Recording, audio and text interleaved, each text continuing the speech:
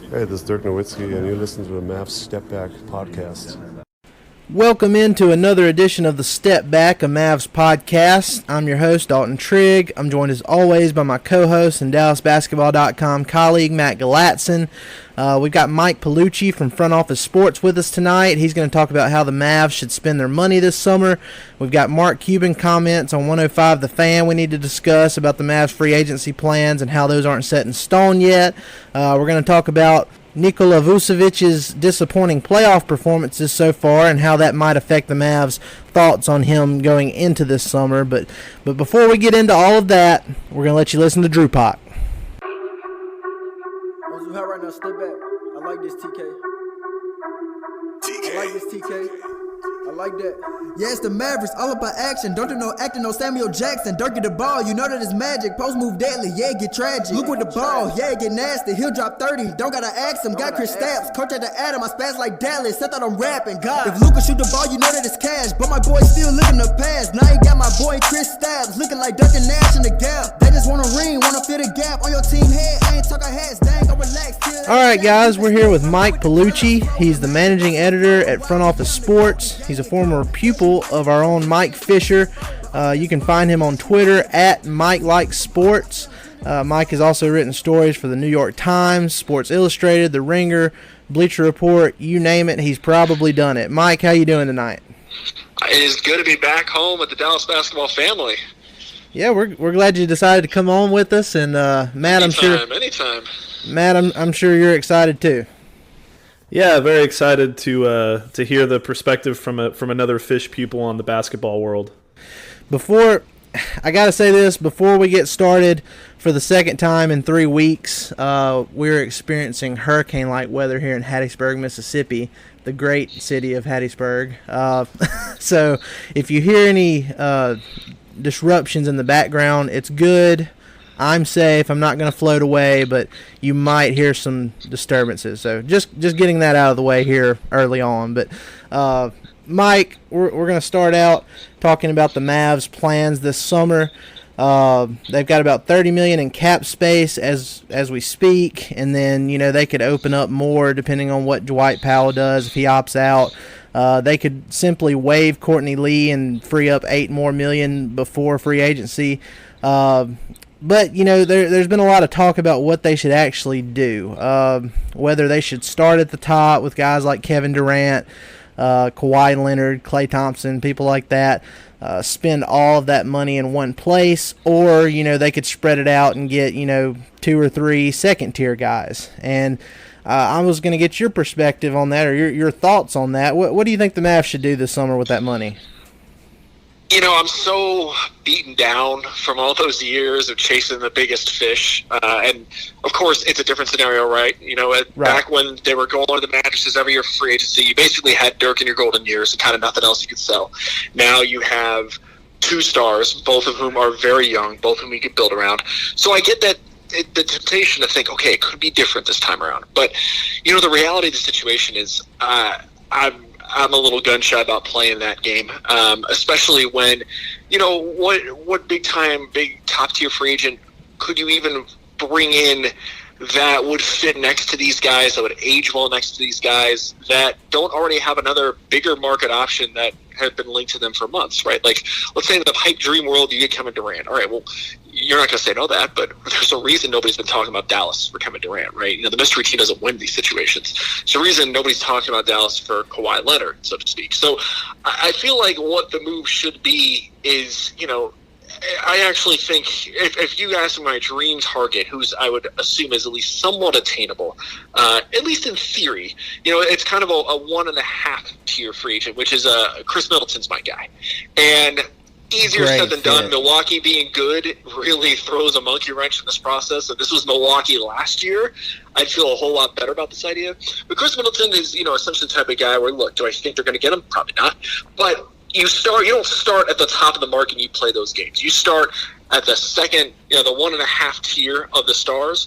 And then when that doesn't work out, then you start going down. As opposed to, sure, let's sit here and play games with the top guys where it's probably not going to work out. And then teams below you are picking off your more realistic targets on your list, as opposed to we'll let some of the other big fish go chase those free agents that likely aren't coming to Dallas. We'll try a little bit of a reach target who, let's be real, you could foresee some scenario in which a Khris Middleton, a guy who played ball at Texas A&M, a guy who fits perfectly on this team. You can at least talk yourself into some scenario where this could work, right?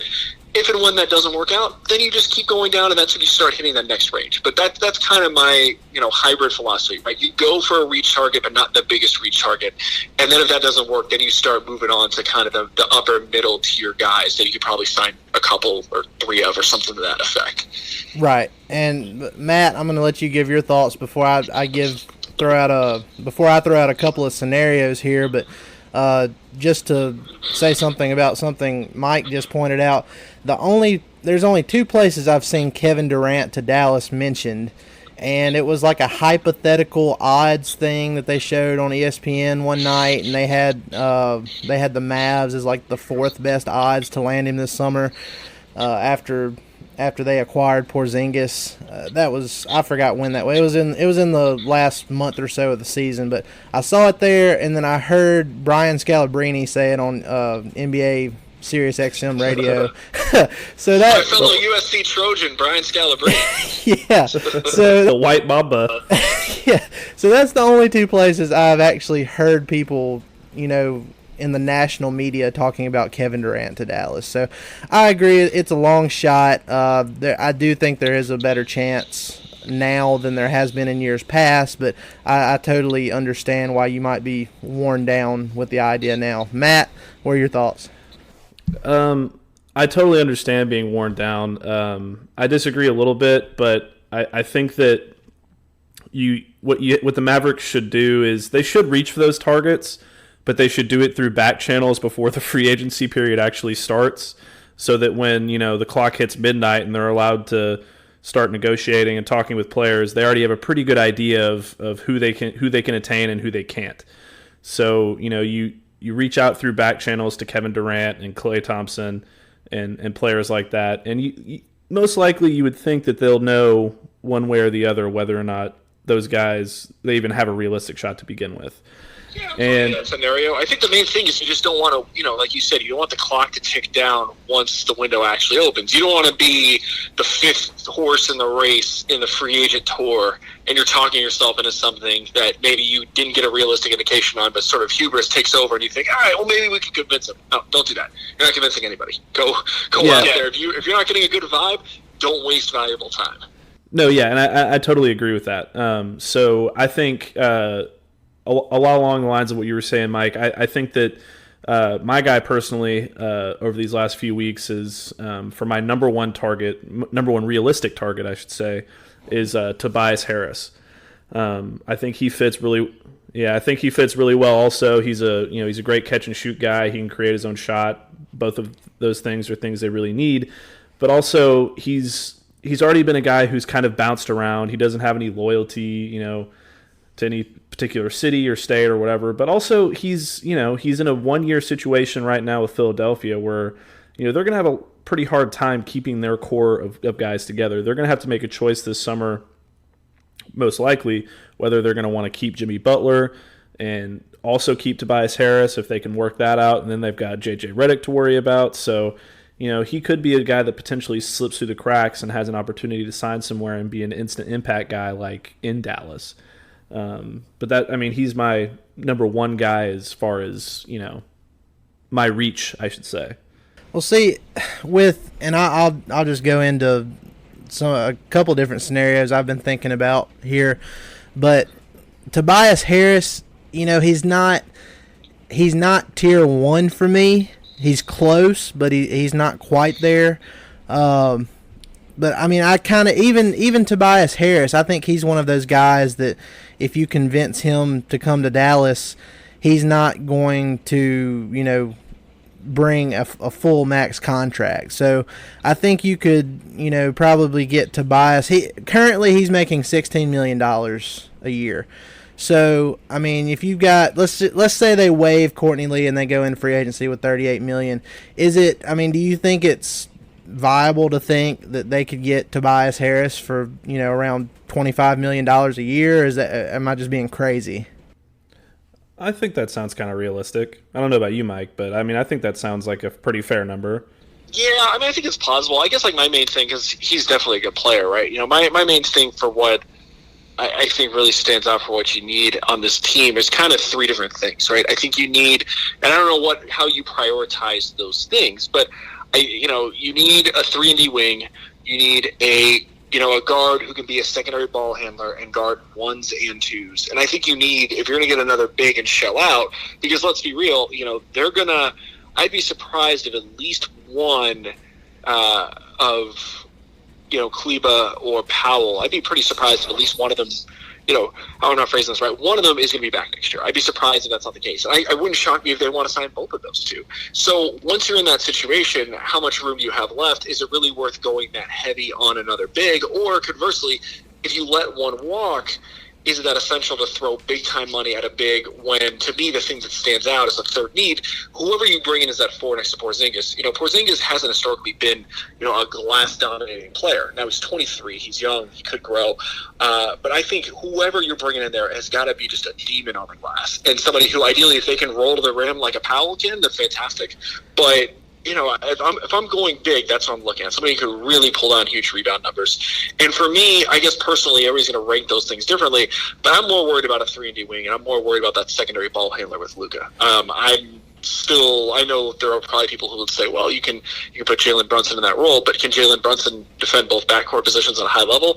I'm not sure I necessarily buy that. Can Jalen Brunson shoot at a high level consistently? His college numbers suggested he would. We saw flashes of it last year. For me, if I'm sitting there, I'm thinking, what am I going to shell out money on?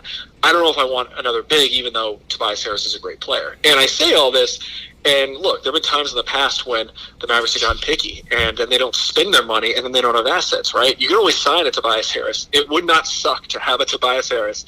And whether he fits in or whether he doesn't, well, assets get you other players, right? This is what they've learned and relearned. How do they build that championship team? Because they made a bunch of trades. How do they get Porzingis? Because they made a big trade. So as long as they're spending the money on good players in some capacity, I trust the front office to do this aspect of their jobs well and flip, trade or flip or move things around. But I guess in an ideal world, if I'm thinking what I'd love to see them spend on, that we don't have to, kind of speculate about how they're going to move those assets elsewhere. It's more backcourt and wing help than it is a big for me. Yeah, and you kind of read my mind here with the second topic I was going to, bring up as far as, there's so many priorities that the Mavs can have this summer. And like you said, they need three-point shooting, they need perimeter defense, they need rebounding, and, there's been discussions about, what they should prioritize first. And for me, like you said, I think the biggest thing for me, like you look at the Rockets and the Jazz series right now that's going on. Rudy Gobert, he's one of the best centers in the game. He makes the Jazz one of the best defensive teams in the league, and all that good stuff. And yet they're just getting straight up whipped by James Harden and Chris Paul, which those are extremely, extremely good players and everything. But it just goes to show you that in today's NBA, centers they're not as important as they used to be. They're still very important, and you need what they bring to the table, but it's just not the same as having elite 3-point shooting and perimeter defense. So that's where I'm at too. I'm prioritizing that first. I think Tobias Harris would be a great player for that. He's an underrated defender in my opinion. He shoots 40% from 3. He rebounds the ball well. So you would get a little bit of everything with Tobias Harris. And again, like I mentioned earlier, I think you could probably get him somewhere in that $25 million range. And like I said, if they have, $38 million in space, you still have $13 million left over to go after, somebody else like say Ed Davis as a cheaper center option that, his per 36 minutes, his stats for rebounding, it's really good. He doesn't play a lot, for Brooklyn, or he hadn't this season, but when he does play, he grabs every rebound in sight. So that's what I want them to do. I want them to focus on three-point shooting and defense. Matt? Yeah, my thing is one of the most frustrating things for me watching the Mavericks this year was the lack of secondary ball handling, especially once Dennis Smith Jr. left. And that's why, me, Dalton. You know who I want to fill that role. Yes, Goran Dragic is my hope for that. He's a really impressive player. I don't want to get too into the whole Dragic thing because I'm gonna write about it later. But signing, we're gonna have to change our name to the Goran Dragic podcast eventually. Yeah, I know. But, I would love the idea of adding maybe him and Patrick Beverley, to kind of maybe one guy could come off the bench. You could play both at the same time. It doesn't really matter. We both know how much Rick Carlisle likes to play two guards at one time. So I think that could be a great option. I do agree with you, Dalton. I think that, the way they should prioritize it, the center position and, what they had from DeAndre Jordan this year isn't as important as it used to be. And I think that, once you get down to it, it's really the perimeter play and the secondary ball handling and the defense and the, be able to create your own shot and do all that stuff out on the perimeter. And, that if I had to rank it, I would go the secondary ball handling, then the perimeter defense, the 3-and-D guy, and then the rebounder. But, if they prioritize it a different way, I wouldn't be mad about it, but that's just my preference. Yeah, and look, I think we all agree that there's not one move that's going to fix the Mavericks. They need to start with one. As our guy Kirk Henderson over at Mavs Moneyball says, they can't build Rome in a day. He's been saying that a lot lately, and he's right. I mean, you've got to build one thing first, be really good at that, and then add on to it from there. But, going off what we've been talking about with three-point shooting and perimeter defense, Mike, I've talked with you on Twitter the other day. We had a discussion when I tweeted out my realistic Mavs starting lineup for next year that featured Patrick Beverley and Danny Green as the point guard and the shooting guard. And then you mentioned Malcolm Brogdon, and you said that you were, pretty much infatuated with that idea right now. And I agree with you. I've got a piece for DallasBasketball.com coming out soon, just basically looking over the Milwaukee Bucks salary cap going into the summer. And, they're probably going to end up giving Middleton a big pay raise. They got to figure out some stuff with Mirotic and Brook Lopez. I mean, it's going to be hard. If somebody gives him a competitive offer, Malcolm Brogdon that is, the Bucks are going to sweat a little bit. So I think that I like that idea. I think he would be a great fit with Luka Doncic. And I think he's attainable. I think that if they wanted to go that route, there's a good possibility they could steal him. What do you think, Mike? Yeah, I mean, look, I say Khris Middleton is my dream, but in reality, that's going to be their priority, right? So, as you said, not only do they have to figure out how to pay the guys who are there this year, you have the looming supermax with Giannis coming next year. So, what are you going to do? Are you going to cap yourselves out right now? Are you going to basically ensure that you're going to become a taxpayer if and when that time comes around? Where their priorities going to be? And look, it wouldn't shock me if Brogdon is the guy that they prioritize over a Mirotic or something like that, because I think he's very good. The guy shoots well from all spheres. He's 6'5", so he can guard your ones, he can guard your twos. He's a good secondary ball handler. He doesn't need the ball. I'm still a sucker for, if he's a 4-year college guy, the way I think he was a 4-year college guy, or not a 3, because he's already turning 26. Came out of a really good program in Virginia. I always love that stuff. I know they do too, right? I mean, that's part of the appeal with the Jalen Brunson. Absolutely. So is Malcolm Brogdon going to be an all-star in Dallas? Of course not. But could Malcolm Brogdon be a starter on a really good team? Yeah, I believe that. And not only can he do a lot of things they don't have, but he doesn't need the ball to do that. And that's, I think, a very key piece about this. You bring in a Tobias Harris. Tobias Harris has been bouncing around a lot of places. Tobias Harris, was the guy in LA. Does Tobias Harris come to Dallas and say, all right, this is my show as much as it is Luka's and Porzingis's? Because I would then look at Tobias Harris and say one of these things is not like the other. Malcolm Brogdon, not the player Tobias Harris is, not going to cost as much as Tobias Harris would ostensibly. You're going to have to shell out to make sure they don't match, but it's not going to cost the same bottom line. Malcolm Brogdon knows he's a role player. And I think finding a guy like that who has a rare skill set in a lot of areas that can help them and is, age appropriate as well, right? He's 25, 26, so he can grow old with these dudes.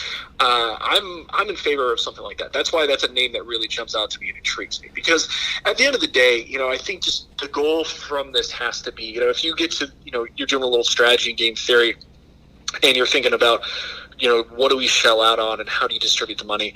I think if there's one thing this team has proven really well over the last, you could go back 15 years even.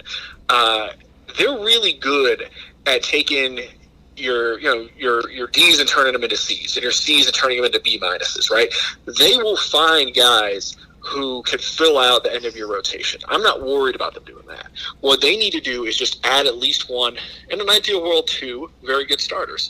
If that doesn't mean an all-star player, but these are two guys who are good, then great. Just improve the starting lineup, because I trust them to find guys every year the way that they always do that fill out a rotation and eventually become rotation guys. Even, there are two uneven lists. You go back to a Brandon Bass, for instance, right, who comes in and is nothing and makes some money on the free agent market because Dallas turned him into something. You look at even on this roster, right, Kleba and Powell.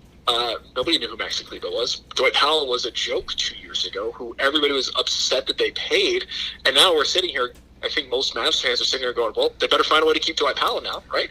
So they'll find a way to get the fringe rotation guys, maybe even just some overall rotation guys. What they need to do is find people whose skill set they can't replicate from plumbing the lower ends of rosters, right, and ideally make them guys who can grow with this team age-wise. That's my thing with Pat Beverly and with Danny Green, because skill set-wise, they definitely work with these guys. My thing is just, I would be a little disappointed if they come out of free agency spending money on two guys in their 30s when by the time this team's really ready to contend, they're not going to be part of this. Will it make them better the next year or two? Sure. But I'm ideally thinking, because if the goal is to just get to the playoffs next year and be good, they're not winning a title the next couple of years. I'm thinking ideally if I've got all this cap room available and I don't have the Porzingis huge deal hanging over me yet, I don't have the Luka huge deal hanging over me yet, I want to be able to come out of free agency and say, not only is this a good starter, this is a guy who's going to be here and grow with this core for a while.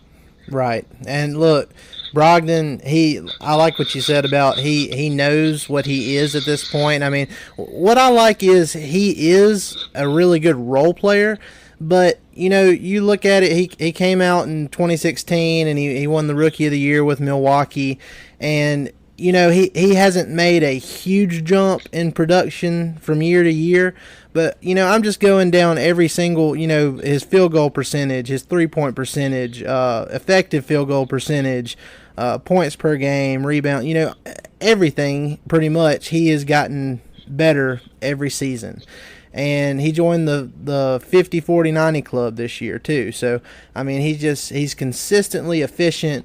I think he could be one of those glue guys for the Mavs this summer. Matt, what are your thoughts on Brogdon?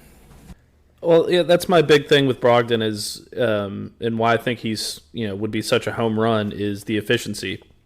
That's one thing this team has not had a lot of in the last few years is efficiency, and that's being kind. I would say. Would you guys agree? Yeah, I don't think you're wrong. So having a guy like Brogdon in there who can hit shots at a good rate and who doesn't turn the ball over and who does everything well, and would be kind of the Alka-Seltzer, so to speak, of this lineup where he just kind of settles everything down, I think would be absolutely great. And I think you get him at the right price. You give yourself the ability to go and sign another pretty big impact free agent or make a trade or do something that improves your roster and still gives you a lot of flexibility going forward. Yeah, and look, we're talking a lot about free agency and everything, but mainly because we've talked so much here in the last few weeks or so about the NBA draft and the lottery and all that stuff. But if the Mavs do get lucky in the lottery and they end up with Zion Williamson, that completely changes, this whole conversation. I don't even think I know emotionally how to prepare for that. I don't think I whatever emotional reserve I would tap into. I don't even know if that exists right now. I don't know what that looks like. I mean, literally, the Mavericks. I'm sure if I know the stat, you guys know the stat. I'm sure everybody who's listening to this, or a lot of them know the stat. This team has literally never outperformed its lottery position. So if we can all hope, I guess, that they banked a little good karma and it just, by all means, expend it all right now. Like, I think we'd all be okay with if they somehow won the lottery this year and got Zion Williamson. I'm okay with them not, ever outperforming the lottery luck again for the next 30 years. That's cool with me. Let's do that. That would be amazing. And I was telling Dalton the other day when he was trying to cheer me up about all the lottery business and where the Mavericks finished, that I just don't have any emotional capital left to spend on the lottery anymore this season after everything that happened in the last couple weeks. But if that happened, I mean, man, well, look. I mean, okay, so in my defense, I became a little bit more confident today because Real GM tweeted out their lottery simulator. And I was like, you know what? I'm just going to go in there and I'm going to do it twice.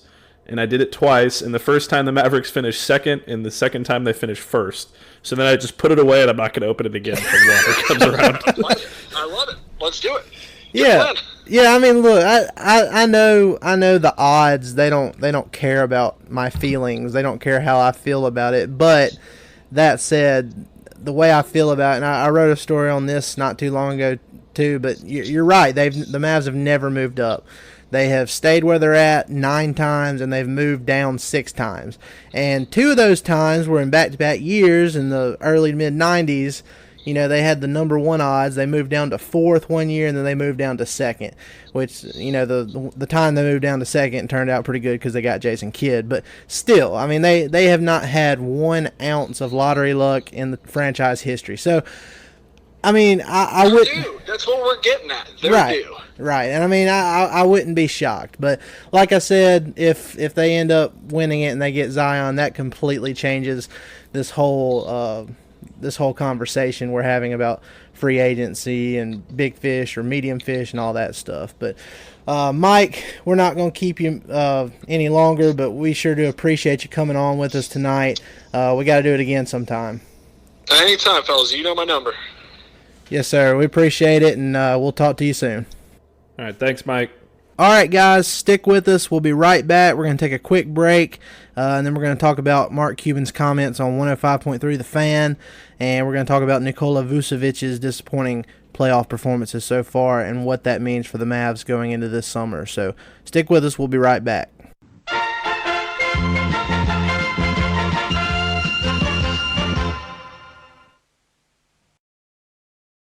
The Step Back is also brought to you by the Rambling Runner Podcast. The Rambling Runner Podcast is for and about dedicated amateur runners who are inspiring their communities while also balancing running with the rest of their lives. If you love hearing about everyday people doing extraordinary things, especially in athletics, you should go check out this show. Search your favorite podcast app for The Rambling Runner Podcast and subscribe to the Rambling Runner Podcast today.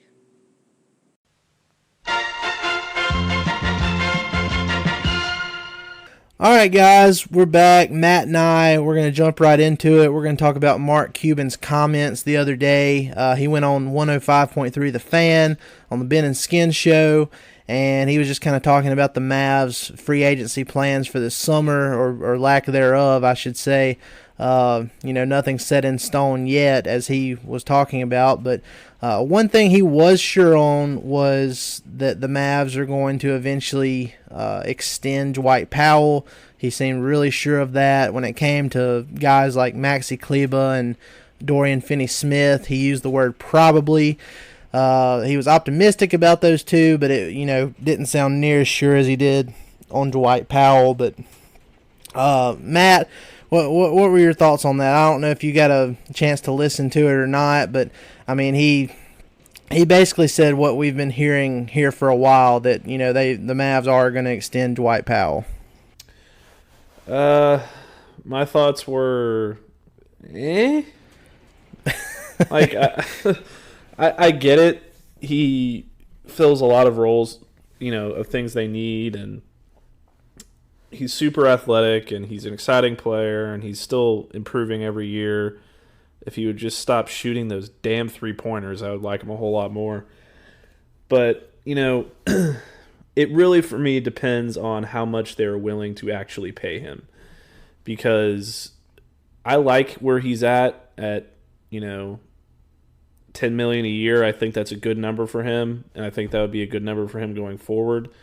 If the number starts getting up above 12, 13, 14, $15 million, I am not so happy with it because, one thing we've learned about Dwight Powell over the last couple of years is he pretty much only shows up like he did in the last couple weeks of the season during the last couple of weeks of the season when the season's already over.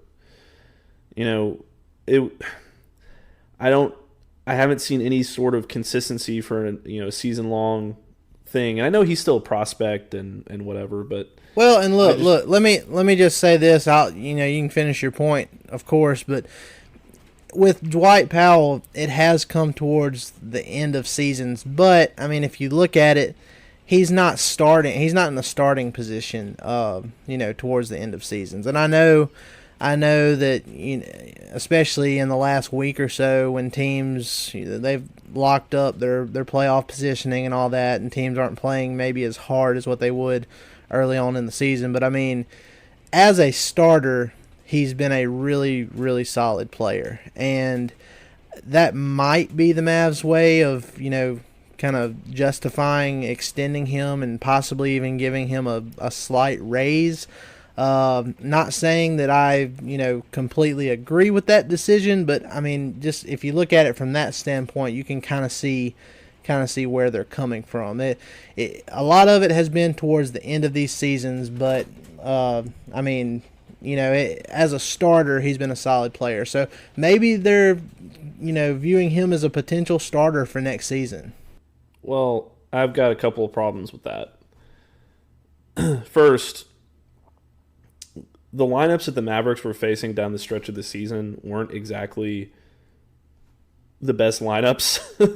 For example, let's take into account like the 76ers. 76ers didn't have Tobias Harris. They didn't have Joel Embiid. They didn't have Jimmy Butler in that game. It was really a whole lot of that, in my opinion. It was the end of the season. Teams weren't. It's not that they just weren't playing as hard. They were resting players, or they were tanking, or they were doing something else where, it wasn't mid-season form. And when we saw Dwight Powell, when the Mavericks were in quote-unquote mid-season form, he was more frustrating than anything else to watch. He was out of control. He was playing against better defenders. He was having to settle for these threes that at one point I think he was shooting like in the teens for the year, which was super frustrating. Look, I said this the other day, but the fact that Dwight Powell ended this past season shooting 31% from three, which isn't good, but the fact that he finished the season shooting that high from three is almost a miracle, given how bad he was the first few months of the season.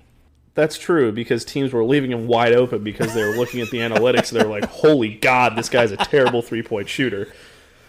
But, my other thing is, and, we talked about Kirk earlier about his build Rome in a day thing that he tweeted the other day, but he also tweeted something earlier and he said if Justin Jackson is a starter for the Mavericks, they're in trouble and they're not making the playoffs. I disagree with that.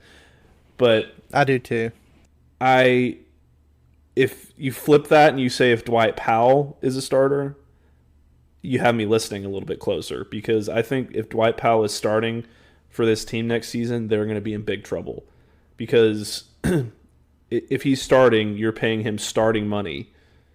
And if he's getting paid starting money, then you're not getting the free agents that you want to get. So, and that would really bother me if they wanted to pay Dwight Powell, say, I don't know, $14 million, and that kept them from going out and getting another guy like Malcolm Brogdon or Tobias Harris or whatever, and that would I would be very, very upset. Yeah, well, look, here's the thing with the, talking about Justin Jackson potentially start, and I don't think Justin Jackson will be a starter next season if the offseason goes a couple of different ways. I hope it goes. But, if he is your fifth best starter going into next season, it's not the end of the world. And the difference between having him and, versus Powell as a starter is he's more versatile. He can actually hit threes more consistently. He doesn't go through like these huge swings of being, extremely ice cold, and then, like you said, towards the end of the season, when everybody's leaving Powell open, he starts hitting threes. But he also plays, good perimeter defense too. He's long. He's 6'8". He can guard 1 through 4. Right. He can guard He can guard point guard through power forward. So, he's versatile. He's like Sean Marion light. He obviously he's still got a long ways to go, but I'm just saying the type of player he is, it's kind of that mold. So, well, yeah, but also another thing is he's already under contract.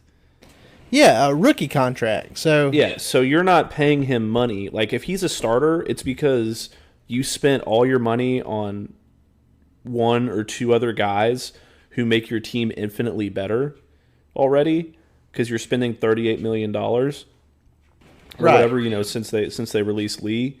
But if you extend Dwight Powell to the number where he's a starter, then you can't spend that same money, and that's what scares me.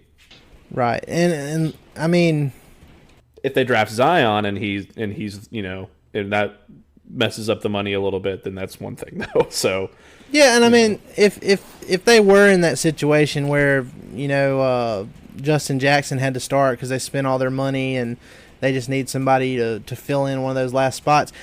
I mean, he's a good, versatile player, and he's young, and he's still on his rookie deal, and being a starter and playing alongside Luka and Kristaps and whomever else they add to the roster this summer. I mean, it's only going to make him play better, in my opinion. So I don't know where. Sorry, and also I wanted to add one more thing. Just because he's a starter doesn't mean he's playing 38 minutes a game. He could start and play 20 to 25 minutes. Yeah. And just, and chase around Keven Durant or Giannis or whoever the other team's best offensive player is for, 25 minutes a game. Yeah, he could be a patch starter. And I mean, look, he's one of those guys too that we talked about it with Mike Piellucci earlier when we were talking about Brogdon being a guy that he knows his role on a team. So, he's not gonna he's gonna do the necessary things or the things that he's gonna do the things that are necessary to win a game, and he's not worried about his own stat. He's there to play, and it's kind of that same mindset as what Piellucci was talking about with Malcolm Brogdon. He's just one of those guys. He's going to go out there. He's going to play hard, and he's just a good team player. So I'd be fine with it. I mean, we've got a long ways to go before we start talking about that more seriously. But I mean, it is a possibility heading into next season, and I honestly don't know where a lot of this negativity around Jackson is coming from. He's a young guy. He's big. He's long. He can shoot the three. He can defend. I mean, let's give the guy a chance before we completely run him into the ground. Yeah, and people are praising Dwight Powell for the way he ended the season, but why can't we do the same thing for Jackson? Exactly. He closed the year on a tear. So, I don't know. Exactly. And, I mean, look, we could talk about Jackson, or I could talk about Jackson all night. You know how I feel about him. That's my guy.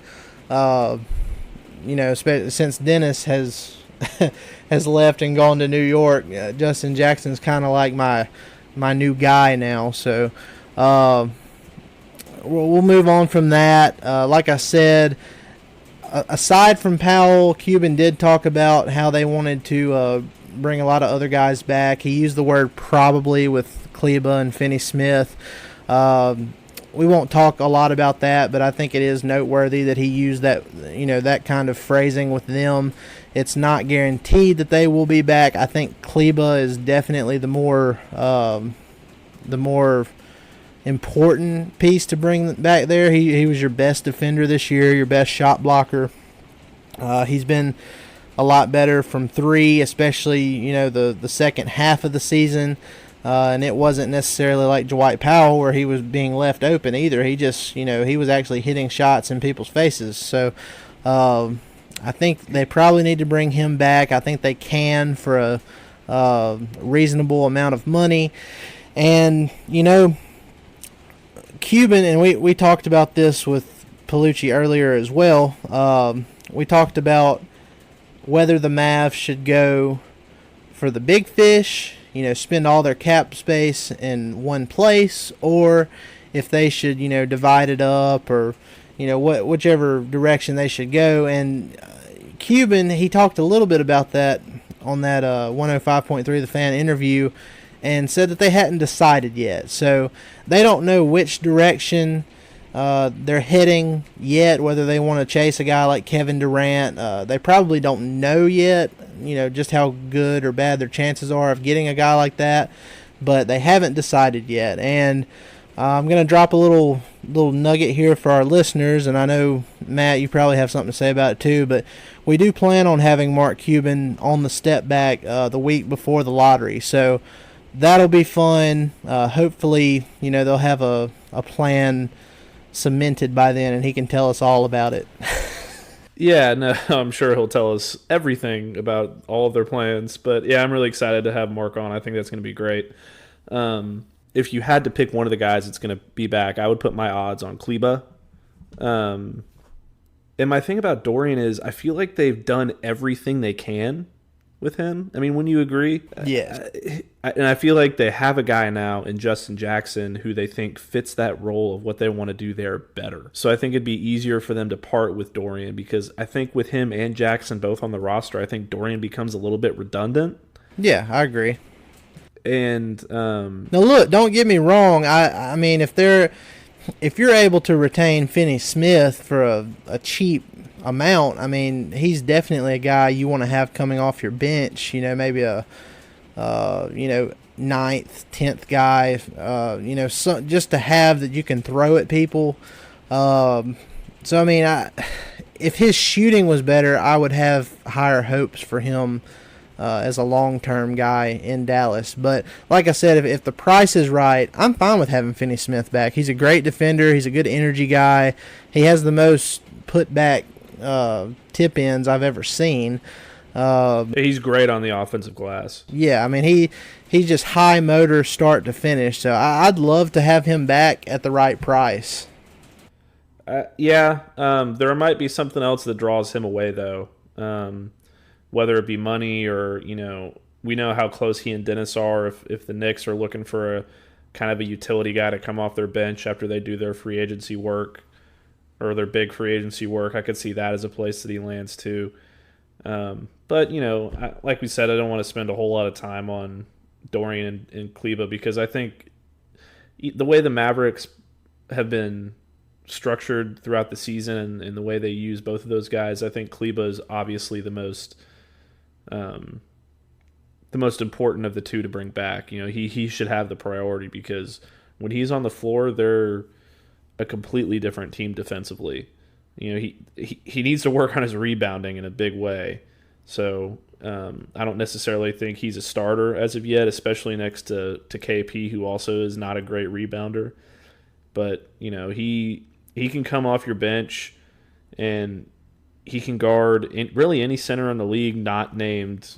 I haven't seen him guard Embiid. I don't know if he can do that. Embiid's really hard to guard, but other than that, I don't know another big in the league that he can't, at least affect the way that guy plays on the offensive end.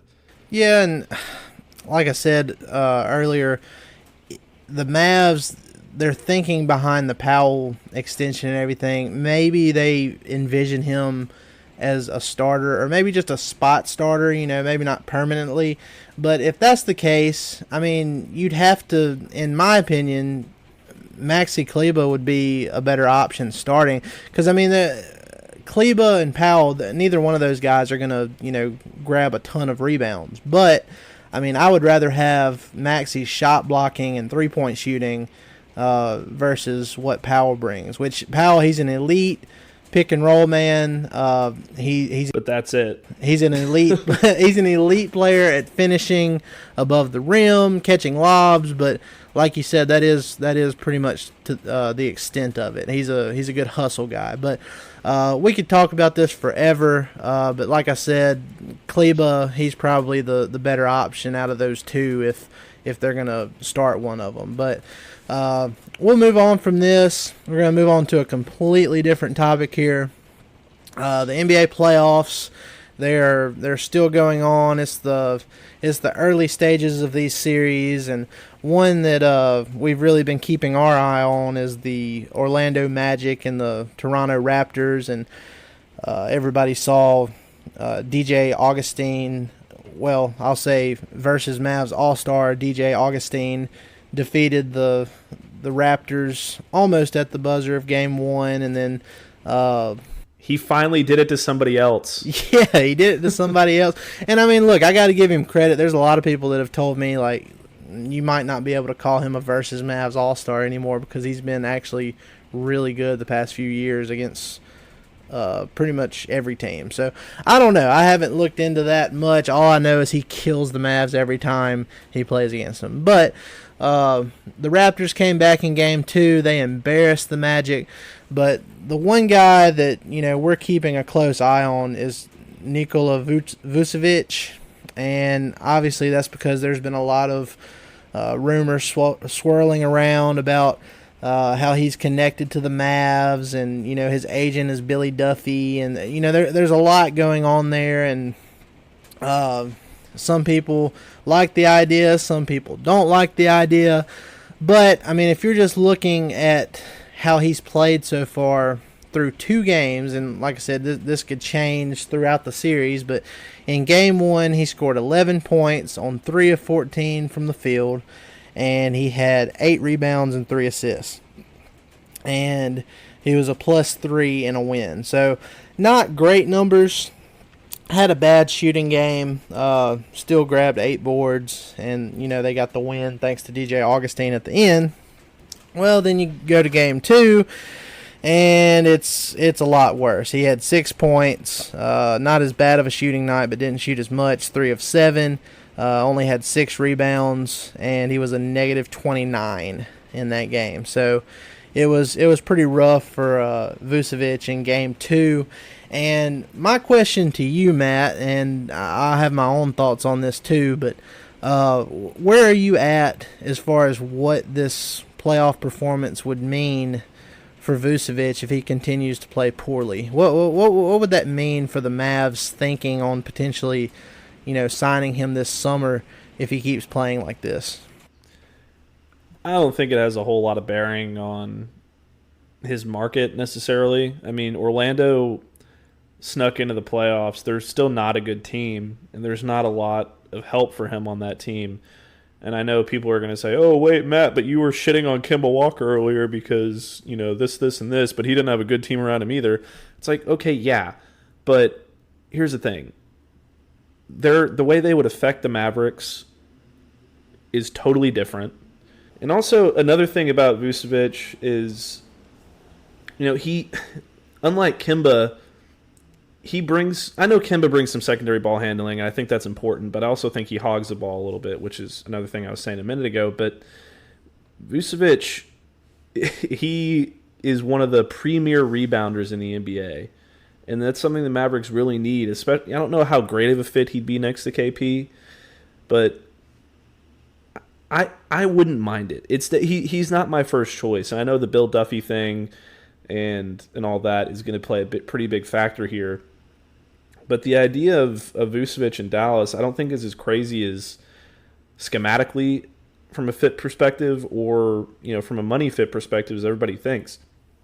I don't think it's necessarily going to mean that the Mavericks can get him for cheaper than they want to, or that he's, that they thought they were going to going into the playoffs. Because, I mean, let's face it, players like Carmelo Anthony and other players who have struggled in the playoffs, have James Harden's a great example. Like he has been historically not good in the playoffs. Carmelo Anthony was the same way. Yeah, both of those guys got max contracts and were super max. And I think James Harden was super max, wasn't he? Yeah, if he wasn't, he's about to be. I can't rember. No, he got that super max extension. Yeah, so I mean, I don't see how a 2, 3, 4 game stretch against one of the best defensive teams in the NBA can really affect his summer standing, because he's not going to have to do that in Dallas. He's not going to have to be a number one guy. Right. And he's going to be able to fill a certain role. Yeah, and you're getting into what I was about to say too. I mean, he has to carry the load for Orlando pretty much. I mean, I know they have Aaron Gordon and they have Jonathan Isaac. They've got some young pieces there. You've got a guy like DJ Augustine who can be a spark plug. But, I mean, when it comes down to it, Vucevic is the only superstar on that team. And if he's not playing well, more than likely the Magic aren't going to be playing well. And, I mean, look, this is a guy, he averages 10 rebounds per game for his entire career.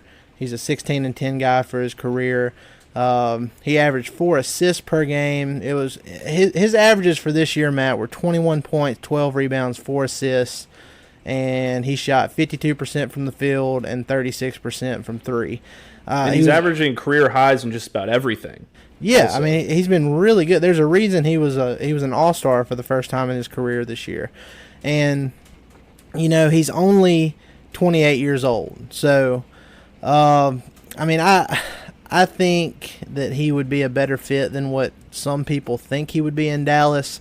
I don't think his playoff performance is going to have any bearing on what the Mavs decide to do, whether they, decide to chase him or not in free agency. But I'll say this, if he does, kind of drop the ball and doesn't pick it up over the remainder of the series, I think it could affect, how much money he gets. Now, he's still going to get a lot of money. He's going to get a pay raise from, what he's making now, which is $13.2 million, but I don't think he's going to get near a max contract.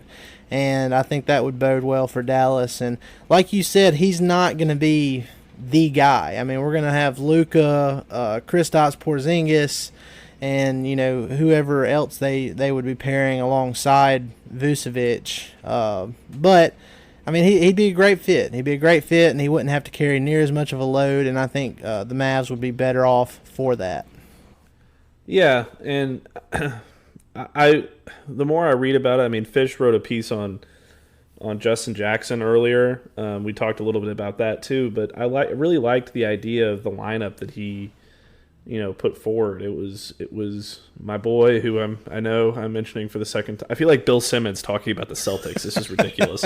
It's okay. But the Dragic, Luka, Vucevic, KP core as your starting forward. You can throw whoever you want in and out as that fifth guy. I think that's a really interesting idea. And I like that lineup. If you could get both Dragic and Vucevic with your cap room, or your the majority of your cap room, then I think that's a win. I think that's a really big win. Yeah, I do too. I think that's a really good lineup. I think it gets you to the playoffs. Defensively, you have to think about that a little bit later down the line. But like we defense discussed, is overrated, man. Yeah, like we discussed, and I brought this up, when we were talking with Mike Piellucci earlier as well. But you look at the Rockets and the Jazz series, and the Jazz, they're supposed to be one of the better defensive teams in the league, and Rudy Gobert, he's a defensive player of the year candidate, yearly. And they're just getting waxed by the Rockets. So, I mean, defense is overrated to an extent.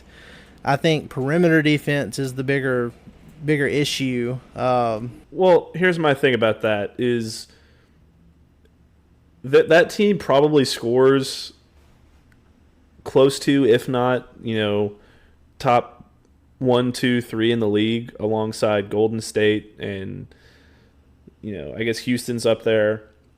That would be a really fun team. It'd be that's 120 points a game. and they give up probably 119, but it's really fun basketball, and I think it wins a lot of games. Look, that would be up there in my opinion. That team offensively would be as fun as the Mavs when they had Nash and Finley, and that team they had in 2014 before they pulled the trigger on the Rondo trade, and they had Jameer Nelson and Brandon Wright and Tyson Chandler, and that team was like the best offensive team in the league before they pulled the trigger on that Rondo trade and messed that up. But they didn't play much defense, but man, that was some fun basketball to watch, and that's what I think that starting lineup that Fish presented would do for the Mavs going forward. Yeah, and you could add Pat Beverly into the mix and get your perimeter defender that just bugs the shit out of everybody. And yeah, your Deshaun Stevenson guy.